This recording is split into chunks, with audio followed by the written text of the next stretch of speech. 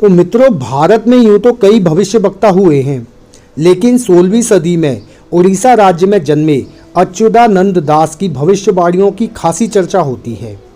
दावा किया जा रहा है कि उनकी अब तक की भविष्यवाणियां सच हुई हैं। फ्रांस के भविष्यवक्ता नास्ट्रेडमस भी 16वीं सदी में 14 दिसंबर 1503 में जन्मे थे। अच्युतानंद दास को भारत का नास्ट्रेडमस माना जाता है। आओ जानते हैं कि कौन है स्वामी अच्युतानंद दास और क्या है उनकी भविष्यवाणियां। नमस्कार दोस्तों, स्वागत है आपका आपके अपने चैनल ब्रज आस्था में। इस वीडियो में हम जानेंगे अच्युतानंद दास के बारे में संपूर्ण जानकारी।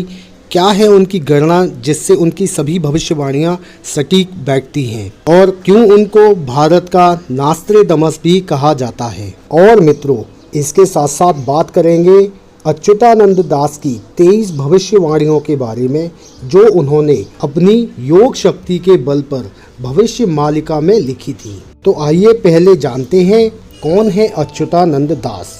कहा जाता है कि अच्युतानंद दास जी भगवान जगन्नाथ के परम भक्त, कवि, दृष्टा और वैष्णव संत थे। उनके काल को विद्वानों द्वारा 1480 और 1505 के बीच कहीं माना है। उनकी माता का नाम पद्मावती और पिता का नाम दीनबंधु खुंटिया था। उनके दादा गोपीनाथ मोहंती जगन्नाथ मंदिर में एक मुंशी थे। अच्युतानंद दास का जन्म उड़ीसा के कटक जिले के तिलकाना नाम के एक गांव में हुआ था। कहते हैं कि अच्युतानंद दास जन्म से गोपाल यादव थे। उड़ीसा में प्रसिद्ध 5 संत हुए हैं जो आपस में मित्र थे। उन्हें ही उड़ीसा में पंच सखा कहा जाता है। उन पंच सखाओं में अच्युतानंद दास, अनंत दास, जसवंत दास, जगन्नाथ दास और बलराम दास के प्रसिद्ध 5 मित्र में से एक थे, जिन्होंने उड़ीसा के लोगों के लिए प्राचीन हिंदू संस्कृत ग्रंथों, आयुर्वेद, योग, तंत्र, अनुष्ठान, कथा आदि को उड़िया भाषा में ट्रांसलेट किया। कहा जा रहा है कि संत अच्युतानंद दास चैतन्य महाप्रभु जी के भी परम मित्र थे। संत अच्युतानंद दास जी ने कई विषयों पर किताबें लिखी हैं। लोगों का मानना है कि उन्होंने अपनी सभी पुस्तकें अपनी योग शक्ति से लिखी हैं। कहा जाता है कि उड़ीसा में 1 लाख मालिका की पुस्तकें हैं, जिनके अलग अलग विषय और नाम हैं, लेकिन इस समय कुछ सैकड़ों पुस्तकों की ही जानकारी लोगों को है। हालांकि यह सभी पुस्तकें जगन्नाथपुरी के महंतों के अधिकार में हैं। कहा जा रहा है कि वे इन पुस्तकों को हर किसी को नहीं दिखाते हैं। संत के बारे में कहा जाता है कि उनकी पुस्तक में उनके अनेक जन्मों का विवरण भी है। सतयुग में वे एक महर्षि थे। त्रेता में नल नामक बानर बनकर उन्होंने श्री राम जी की सेवा की थी, और द्वापर में सुदामा बनकर उन्होंने श्री कृष्ण की भक्ति की है। वहीं कलयुग में अच्युतानंद दास बनकर श्री कृष्ण भक्ति के प्रचार में सहयोग किया है। उनकी भविष्यवाणियों में कलयुग में अकाल, युद्ध, विस्फोट, भूचाल, महामारी के साथ साथ ही देशों के भविष्य को लेकर भी भविष्यवाणियां हैं। उन्होंने भारत, अमेरिका और रूस को लेकर भी भविष्यवाणी की है। उन्होंने ऐसे संकेत दिए हैं जिससे पता चल सके कि यह भविष्यवाणियां कब घटित होने वाली हैं। उन्होंने जगन्नाथ मंदिर से जुड़ी भविष्यवाणियों के आधार पर ही विश्व की घटनाओं का उल्लेख किया है। उन्होंने कलयुग के अंत और इस काल में घटने वाली घटनाओं का भी जिक्र किया है। उन्होंने अपनी पुस्तक में यह भी बताया है कि महाभारत काल के योद्धा कलयुग में किस नाम से जन्म लेकर क्या कार्य करेंगे। तो आइए मित्रों, जानते हैं संत अच्युतानंद दास की 23 भविष्यवाणियों के बारे में। बताया जा रहा है कि संत अच्युतानंद दास ने अपनी योग शक्ति के बल पर भविष्य मालिका को लिखा था।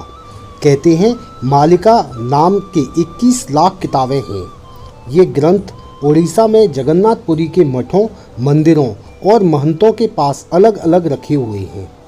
लेकिन अच्युतानंद दास ने 318 पुस्तकें भविष्य के विषय पर लिखी हैं। इन पुस्तकों को अच्युतानंद मालिका के नाम से जाना जाता है।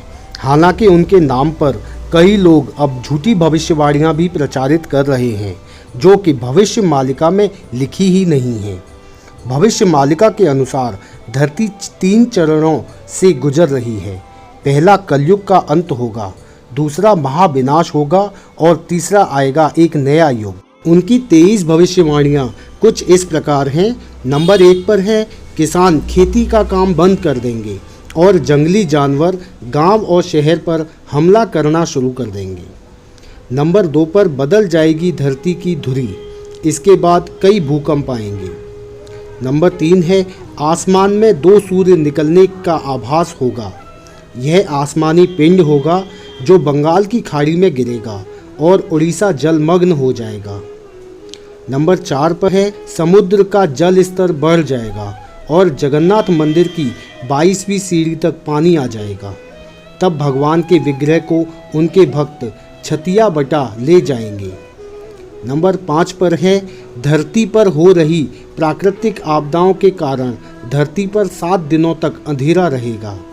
कहा जा रहा है कि यह घटना 2022 से 2029 के बीच में होगी। नंबर 6 पर है एक ओर प्राकृतिक आपदाएं होंगी तो दूसरी ओर होगा महायुद्ध। तीसरे विश्व युद्ध की शुरुआत शनि के कुंभ राशि में प्रवेश करने पर हो जाएगी। 7वां नंबर है तीसरा विश्व युद्ध 6 साल 6 माह तक चलेगा।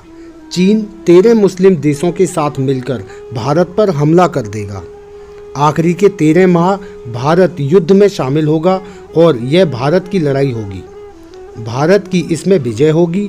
भारत सदा के लिए अपने दुश्मनों को न सिर्फ खत्म कर देगा बल्कि विश्व गुरु भी बन जाएगा।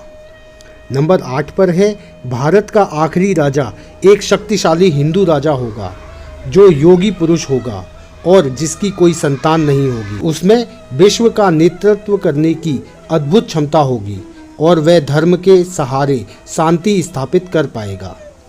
नंबर 9 पर है उस वक्त उड़ीसा का अंतिम राजा गजपति महाराज होगा।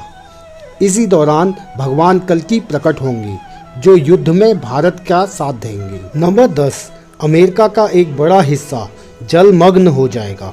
चीन के कई टुकड़े हो जाएंगे। पाकिस्तान का नामो निशान ही मिट जाएगा। पाकिस्तान के साथ मिलकर लड़ने वाली शक्ति कमज़ोर और दयनीय हो जाएंगी।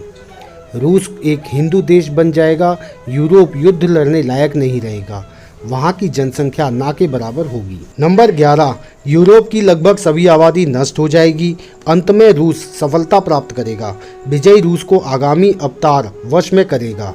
नंबर 12 लोग कीट पतंगों की तरह मरेंगे और विश्व की जनसंख्या 64 करोड़ ही रह जाएगी। चीन तबाह हो जाएगा। रूस हिंदू राष्ट्र बन जाएगा। नंबर 13 भविष्य मालिका के अनुसार 2025 के बाद का समय एक विभीषिका के समान होगा। वहीं लोग बचेंगे तो सत्य और धर्म के मार्ग पर चलेंगे। नंबर 14 भारत के संदर्भ में कन्नड़ में लिखी भविष्यवाणी के अनुवाद में यह कहा जाता है कि 6 और 7 का जोड़ 13 होता है और इसी में 13 और मिलने पर 26 अंक आता है। इसी 26 अंक के माध्यम से अच्युतानंद दास ने भारत पर होने वाले हमले के बारे में भविष्यवाणी की है। शनि जब मीन राशि में प्रवेश करेंगे तब भारत पर संकट के बादल छाएंगे। साल 2024 में शनि कुंभ से निकलकर मीन राशि में जाने वाले हैं। नंबर 15 शनि के मीन में जाने से वह वहां 2.5 वर्ष तक रहेगा। भविष्यवाणी के अनुसार एक संत के हाथों में होगी देश की बागडोर जो अब अविवाहित होगा। नंबर 16 जगन्नाथपुरी को जोड़ने वाले एक राष्ट्रीय मार्ग का निर्माण होगा। उड़ीसा का अंतिम राजा एक बालक वृद्ध होगा यानी बाल बुद्धि होगा। भगवान जगन्नाथ के धाम पुरी मंदिर के ऊपर से पत्थर नीचे गिरेंगे और मंदिर का ध्वज कई बार गिरेगा। इस दौरान प्राकृतिक आपदा के चलते भारतवर्ष में जगन्नाथपुरी समुद्र के गर्भ में विलीन हो जाएगी। नंबर 17 बुजुर्गों और शिक्षकों का निरादर होगा। वहीं पाखंडी लोग धर्मगुरु बनकर लोगों को छलेंगे। भविष्य में लोगों के मन में धर्म, संवेदनशीलता, प्रेम और संस्कार खत्म हो जाएंगे। नेक और धार्मिक भक्तों का मजाक उड़ाया जाएगा। नंबर 18 धीरे धीरे आस्तिकों की संख्या घटेगी और यह दुनिया आस्तिकों और नास्तिकों के बीच विभाजित हो जाएगी। इंसान व्यभिचारी हो जाएंगे। पुरुष का पुरुष और महिला का महिला से अप्राकृतिक संबंध बनेगा। नंबर 19, इंसान के घर पर जानवरों का हमला होगा। आए दिन इंसान और जानवरों में भिड़ंत होते हुए दिखेंगे। शहरों में जंगली जानवर घूमते दिखेंगे। नंबर 20, प्राकृतिक आपदाएं तबाही मचाएंगी। विचित्र महामारी और बीमारियों से जनता त्रस्त रहेगी। हवाएं लोगों को बहुत परेशान करेंगी। महंगाई इतनी बढ़ जाएगी कि जनता सड़क पर आंदोलन करेगी। नंबर 21, कलयुग के अंत के समय जीवन देने वाला सूर्य जीवन लेने वाला बन जाएगा। महागुप्त पद्मकल्प के अनुसार भगवान जगन्नाथ अपने हाथ में 12 हाथ का खगड़ा लेकर पूरी धरती पर भ्रमण करके समस्त मलेच्छ लोगों का संहार करेंगे। जब सभी संहार हो जाएगा तब कलयुग का अंत हो जाएगा। भगवान कल्कि का अवतार संभल ग्राम में होगा। कल्कि भगवान का नाम चक्रमणि या चक्रधर होगा। उनके पिता का नाम विष्णु शर्मा होगा। नंबर 22, महाभारत के युद्ध को लेकर भी उनकी भविष्यवाणी वायरल हो रही है, जिसमें बताया जा रहा है कि महाभारत के युद्ध के समय कई लोग किसी कारणवश इस युद्ध में भाग नहीं ले पाए थे, पर वे सभी युद्ध लड़ना चाहते हैं और अब उनकी इस इच्छा को कलयुग में पूरी की जाएगी।